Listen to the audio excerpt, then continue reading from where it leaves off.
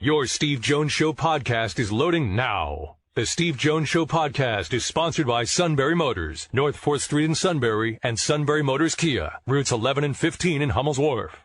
And we are joined by Brandon Short. Brandon, welcome. It's great to have you with us. Yeah, thanks for having me. It's great to be on the show. All right. The Karli Short Better Tomorrow Foundation. Yeah. You lost your beautiful daughter. You lost your grandchild last September. Now you want to do something, obviously, so none of this is in vain. It's impossible to go what you're going through. But how did this idea come up, and what do you want to accomplish with it? Yeah, well, first of all, just thank you for giving me the opportunity to come on to the show. And, you know, the loss, such a tremendous loss is, for lack of a better term, devastating. You know, my family and I, are still, struggling every to come to grips with the loss of Karli and, our grandson. That being said, we wanted to find a way to try to make something, positive, out of all this. We received an outcrying of, support at people asking what could they do to help. And being on Penn State's board, access and affordability is something that I think about regularly. It's the American dream is based upon having an education and upward mobility. And, at Penn State, I see how many kids struggle to be able to pay tuition or have to go to a food pantry. And, I couldn't think of a better way to honor my daughter's legacy than to provide, scholarship dollars for students that have been or going through the challenge that we're going through now, being affected by gun violence. Gun violence, 45,000 Americans die from gun-related injuries each year. And the unfortunate, as unfortunate as that is, Black Americans are killed by gun homicide 10 times more often than white Americans. How important is it for you to look at the African-American Black community in helping with some of the scholarship money? Yeah, I mean, it's extremely important. It has an outsized effect on the African-American community, but it's a national problem. And our mandate is broad. I mean, it's anyone who's been affected by gun violence. When I say affected, meaning you've seen it, you've witnessed it, you're dealing with the trauma of it. You don't necessarily need to be directly, affected by it. But there's no question that it affects this has an outsized effect on the African American and Latinx communities, and it's just an opportunity to help lift people up and create a better tomorrow. On Friday, July 15th, you'll have your first official fundraiser. It's a gala that will take place at the Omni William Penn in Pittsburgh. Yeah. To get the support that you're getting, Franco Harris, Mike Logan, Curtis Martin, LeVar Arrington, among others, how important has that been to you? Well, it's been tremendous to have this type of the support. I mean, everyone you name is a friend, and they've offered the opportunity to help. We're still waiting on Kurt to confirm, but those are all people that are close to me personally, and they wanted to reach out and support.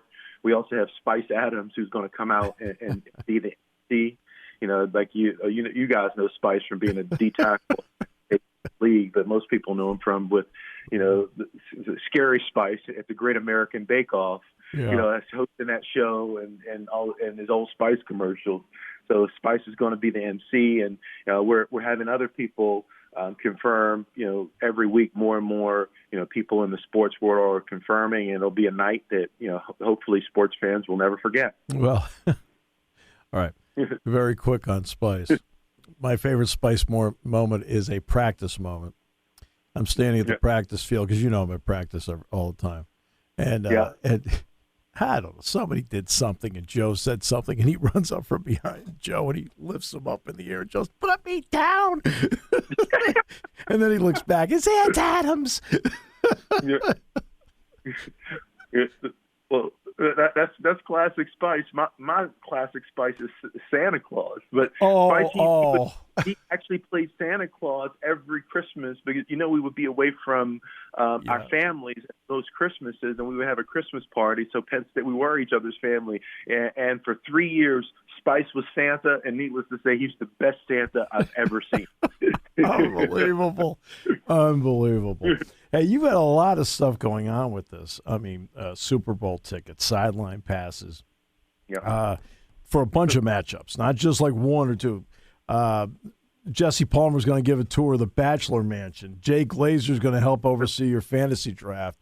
What does it take organizationally to put something like this together? Because everybody wants to help. Yeah, and then there's been an outcry of support. The NFL and my brothers in the NFL, they've all been, so generous with their time and energy. We're going to purchase 2 Super Bowl tickets, and we'll have 2 Super Bowl tickets to auction.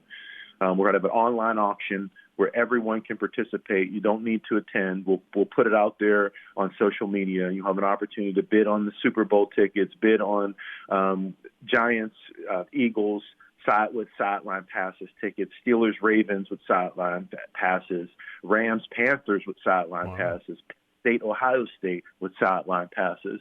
And as you mentioned, the Jesse Palmer, he's going to host the Bachelorette Men Tell All show. And you'll have a meet and greet with my teammate Jesse. So there's a ton of items that are out there. There's different ways for people to support. You can make just a direct donation. You can participate on the online auctions, which I am as well because I want some of those items. Or you can just come on out to the event on July 15th in Pittsburgh at the Omni William Penn and have a good time. www.ksbettertomorrow.org. www.ksbettertomorrow.org. Whenever you're involved in something, you always want to leave everything better than when you found it. I'm going to ask you a couple of quick board questions, if you don't mind. One of them is by getting Neely Ben-Batuti in here, and now, of course, she's made the hire of Patrick Kraft, and he'll start on July 1st. What kind of progress do you think that gives Penn State in the direction it needs to be so in the end this university is better off? I mean, we are, first of all, starting at the top with Neely, we are thrilled to have Neely Ben-Batuti as our next president. She ticked all the boxes that we were looking for in a candidate, someone that had an academic background, that understood academia, but also had a business background. She was a banker, so she worked in the private sector, so she thinks commercially. She has a great personality. She's a marketing science professor, but she has a great personality where she connects with people, and I think she has a fantastic vision for what Penn State could be, and I am thrilled to have her as our next president. And her first, the major hire, was Pat Kraft, and Pat, was at Temple, was so young. He has some roots in Pennsylvania, and he's up at Boston College. And all the feedback we got on Pat is that he is a complete rock star. He wakes up every day thinking about how to make the athletic program better. He's a former Indiana football player, so he was a walk-on who earned a scholarship. So for me, that means a lot because I know how gritty he has to be and how tenacious he has to be in order to be in that position. And I think that he'll be a great complement. He'll help lead Penn State's athletic department into the future. Yeah, she did refer to Pat, by the way, as her second best hire because of Michael Wade Smith, of course, her number two, who is so important, as you know. Absolutely. I would be remiss if I didn't mention Michael. Apologies. Michael is Michael is Neely. I view him as an extension of Neely. Yeah. No. I mean, no question. I mean, there's no question about that. And they're both so outgoing and personable, which is the same with Pat. That's the way all three of them happen to be. They're three people that try to connect with people. Yeah. And that's important, and that's an important trait. That I believe for a leader is, connecting with people and communicating, because, one of the big challenges that we have as leadership is that, there's a lot of work that goes on behind the scenes, but it's not actually communicated. Like, people don't understand that the decisions that we make, are highly debated, and the pros and cons, and there's healthy disagreement in the room, and then when we make a decision, we like to be as unified as possible, and we go out and say that we've done X, Y, or Z, and communicating the work that we've done and communicating the vision for the university is an important element of a leader, and I'm glad we have that in our new leadership. All right, and also a part of the board, being a letterman. Being somebody that's passionate about football. I mean, football, it's obvious a university is a university, but boy, the football program can be a great front porch for the university. We're in interesting times, especially with name, image, and likeness. How critical will be fan support in multiple areas to keep Penn State football where it needs to be? It's going to be essential. That the name, image, and likeness, they're in the short term, there's no rails on it, and there are a lot of people out there that are just throwing money, up in the air. And in the long term, I think that there's going to be some rails around it, and that they're going to have to be. But but in the short term, like, we're going to have to make similar commitments as other schools. Ohio State, has come out and said they need $13 million a year to compete. Now that seems like a massive number. But it is a massive number. But if you think, Penn State's program brings in $100 million a year to the university. So is it a massive number, relative to what the benefit to the university is? So we're going to need to adapt in our thinking. I'm from the old school. I'm a Joe Paterno guy. Yeah. And I don't like the concept of paying a player or doing something like paying players. And I know a lot of our fan base doesn't either. But to that end, they've just made that legal. And the teams that have done that illegally for years have an advantage on us, because we don't know how that was cheating. We don't know how to cheat. Now it's legal, and they got the jump on it. So like Penn Staters do, these are the rules. We should play against the rules and do everything we can to close the gap and take the lead. Not just close the gap, be the leader, in NIL. Well, I mean, the bottom line is adaptability. I mean, that means it's, that's what the current rules are, so you adapt to the current rules, right? I mean, that is the rule for business, for life, for anything that you do. We have to be able to change with the time. And whatever the rules are at that time, we as Penn State, we are always going to, put academics first. We're always going to put bringing in the right type of kids who want to have a positive effect on the community and each other. But at the same time, those aren't mutually exclusive to being able to give somebody $1 million contract like the Ohio State quarterback got last year. That you can do both, and both can be happening. I know that those numbers seem staggering. They are for hard-working families, around Pennsylvania. But it's what our competition is doing, so it's what we need to do.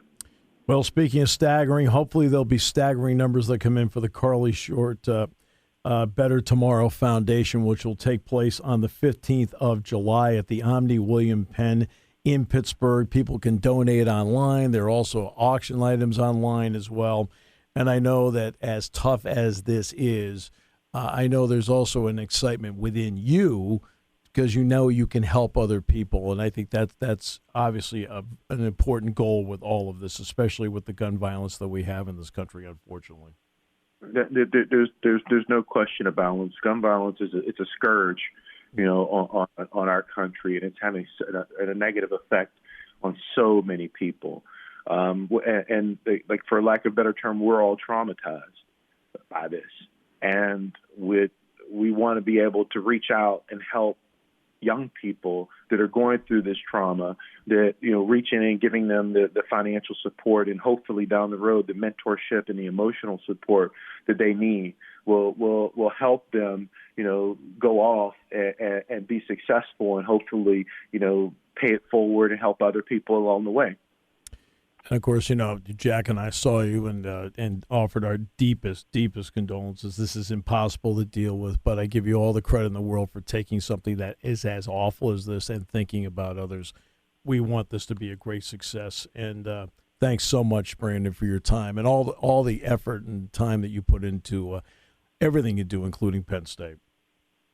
Thank you. I really appreciate the kind words, and come on out and join us. Come down. I invite you to come on down, and on July 15th, and have a good time with us. It's going to be a celebration, and we're going to do everything we can to bring attention to this important issue and try to help some kids get an education. At the Omni William Penn in Pittsburgh on Friday, July 15th, and don't forget you can go to www.ksbettertomorrow.org. The Karli Short Better Tomorrow Foundation. Brandon, thank you so much for your time. All right, thank you.